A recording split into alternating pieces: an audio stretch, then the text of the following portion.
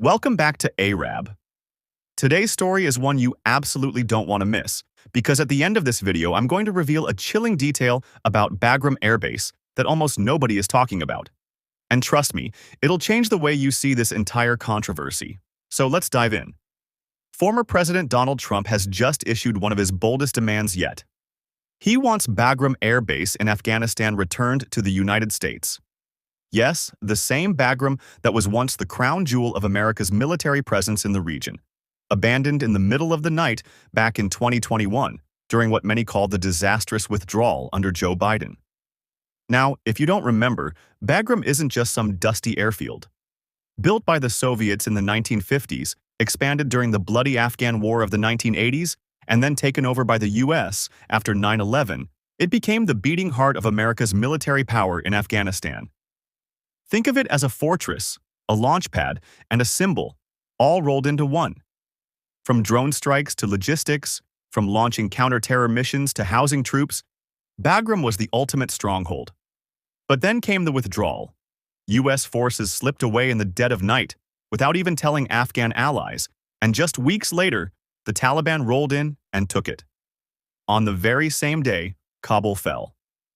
For critics, this wasn't just bad strategy. It was a humiliating disaster.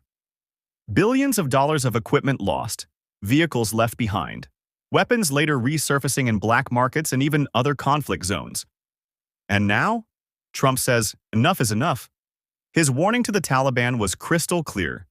If Afghanistan doesn't return Bagram Air Base to the United States, bad things are going to happen. Pretty heavy words. What makes this even more interesting is how Trump describes Bagram itself. He calls it one of the most powerful bases in the world, with a runway so massive you could, in his words, land a planet on it. Hyperbole? Sure, but the point is clear. This base wasn't just important, it was irreplaceable. And here's where things get even spicier. It's not just about Afghanistan or the Taliban, it's about China. Bagram sits in a location so strategic that having it under U.S. control again would send a powerful signal to Beijing. With China's growing influence in the region and its ties to the Taliban, Bagram's proximity makes it more than just a military asset. It's a geopolitical chess piece. Some see Trump's push as a smart move, while others see it as impossible, even reckless. Could America really take Bagram back? Would the Taliban ever hand it over? And if not, does that mean the U.S. is willing to fight for it again?